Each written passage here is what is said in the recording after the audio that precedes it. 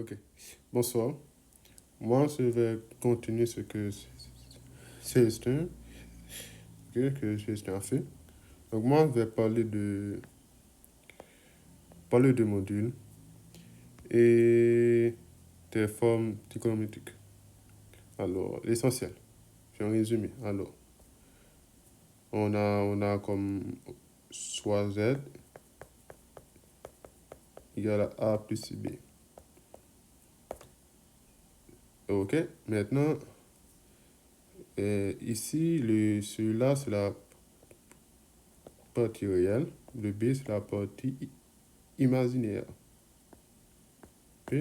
Donc, le module de Z, c'est que la racine carrée de la partie réelle au carré plus la partie imaginaire au carré.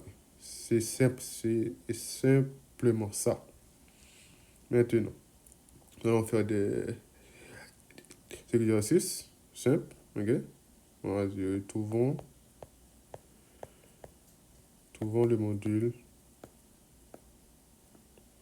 de Z égale à 1 plus I, Z égale à 1 plus racine de 2I et Z égale à 3I. Allez, Z1, ça c'est Z2, ça c'est Z3. Donc, on commence à Z1 égale à 1 plus I. Ok, on change de couleur. Ce 1 là, c'est la partie réelle. Il y a un 1 ici qui est là, qui est imaginaire. Donc, qu'est-ce qu'on a? On a le module de Z1. C'est racine de 1 au carré plus 1 au carré. Et racine de 2. Le B, c'est Z2 égale à 1 plus racine de 2i. Le 1, c'est la partie réelle. Racine de 2, c'est la partie imaginaire.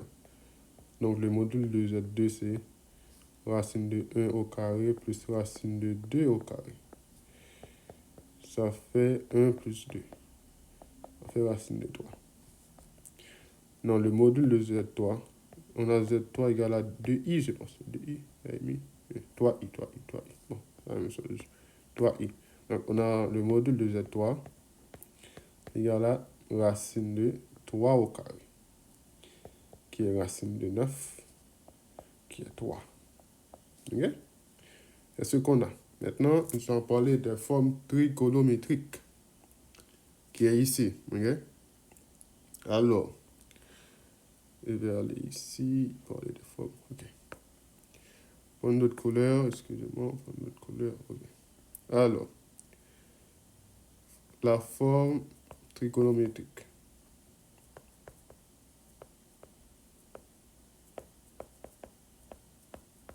Le Z, ok? Est sous cette forme Z, égale à module de Z, facteur de cosinus d'état plus I sinus d'état. Ok? Maintenant, ça, on sait que ça, c'est le module. Ok?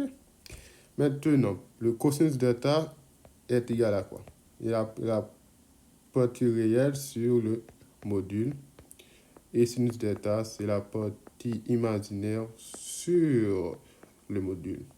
Et puis le d'état est l'argument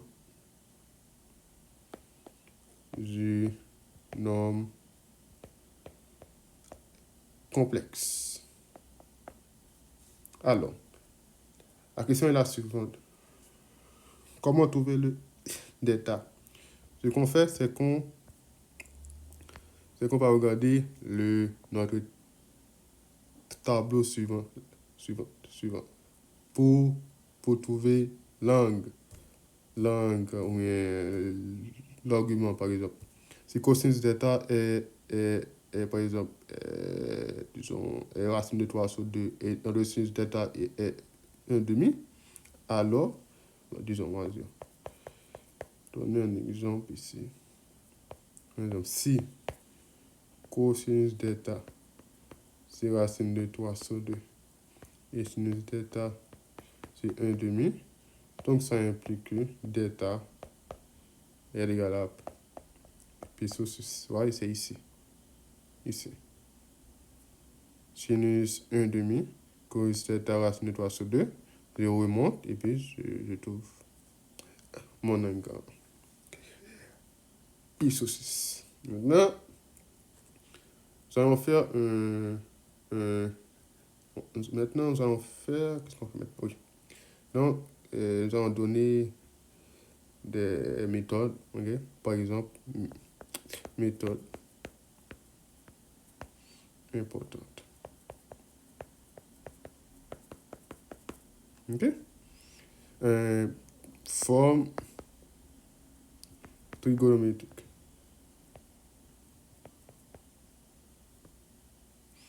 De Z1 multiplié par Z2. Donc, on a un produit de nombres complexes. Alors, la forme trigonométrique de là, disons que ça, c'est Z3. OK? Z3 égale à Z1 par Z2. Donc, la forme trigonométrique de ça serait alors le module de Z1 par le module de Z2 facteur de cosinus θ 1 plus cosinus θ 2 plus I sinus θ 1 plus θ 2. Maintenant, si Z3 est égal à Z1 sur Z2, alors on a le module de Z1 sur le module de Z2, facteur de cosinus θ 1 moins θ 2 plus I sinus θ 1 moins θ 2. Maintenant, nous allons faire un exemple très simple, rapidement. On va dire exercice. On a Z1 égale à 1 plus I. On a Z2 égale à 1 plus racine de 3i. OK? Et nous, qu'est-ce qu'on veut trouver? Disons, on veut trouver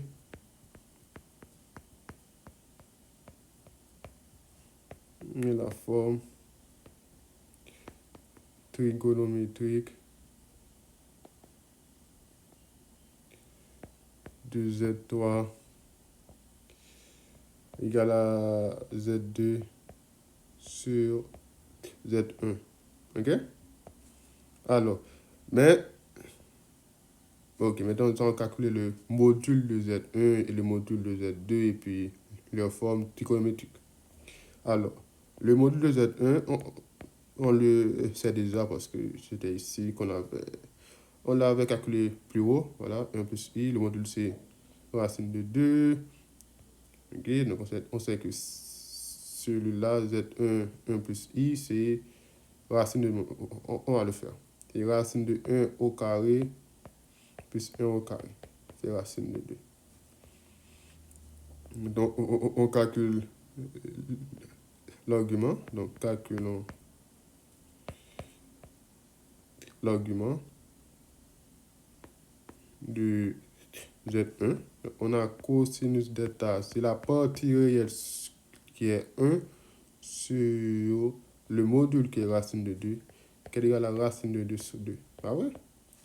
Maintenant, on a sinus delta. La partie imaginaire, c'est 1. Le module, c'est racine de 2. Donc, il est égal à la racine de 2 sur 2. Maintenant, qu'est-ce qu'on fait? C'est qu'on va dans notre tableau, ici. On a racine de 2 sur 2 ici. Racine de 2 sur 2 ici. Donc, on remonte. On a notre argument. Qui est argument égal à pi sur 4. OK?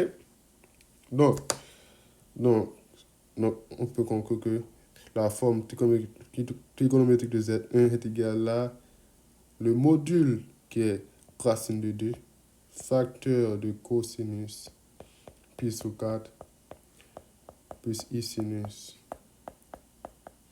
pi sur 4. Maintenant, on va calculer le module de Z2 maintenant. Z2 est égal à 1 plus racine de 3i. Pas vrai? Donc, le module de Z2, c'est quoi? C'est racine carrée de quoi? De 1 au carré plus racine de 3 au carré. Ça fait racine de 1 plus 3. Ça fait racine de 4. Ça fait 2. Maintenant, ce qu'on peut faire, on peut calculer l'argument de Z2. Donc, on a quoi? On a cosinus d'état.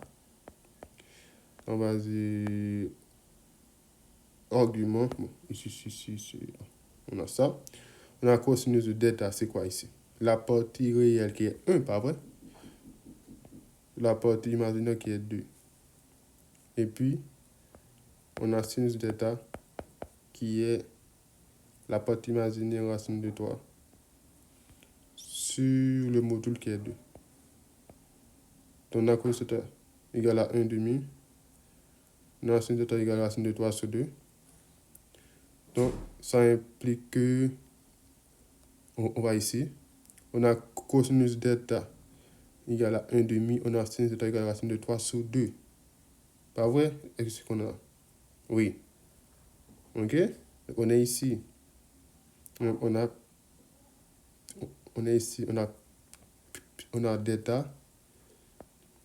D'état égale à pi sur 3.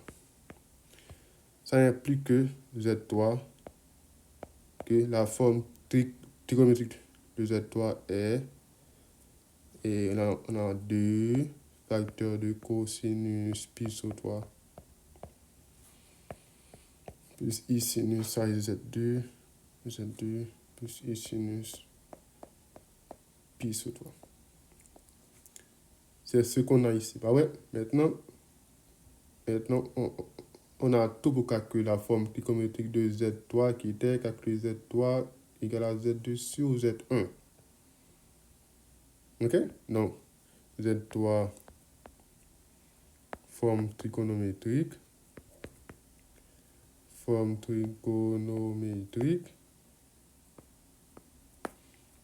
Donc, on a Z3.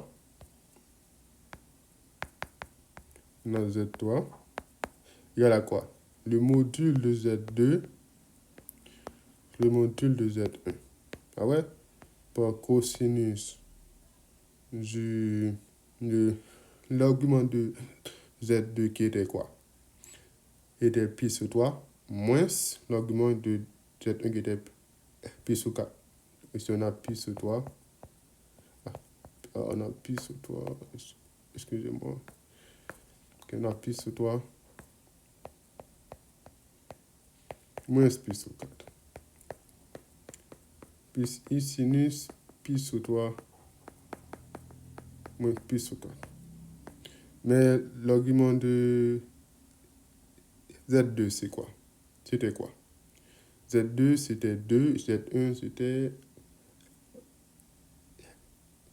racine de 2. Donc, ici, on a 2. Ici, on a racine de 2. Donc, on conclut que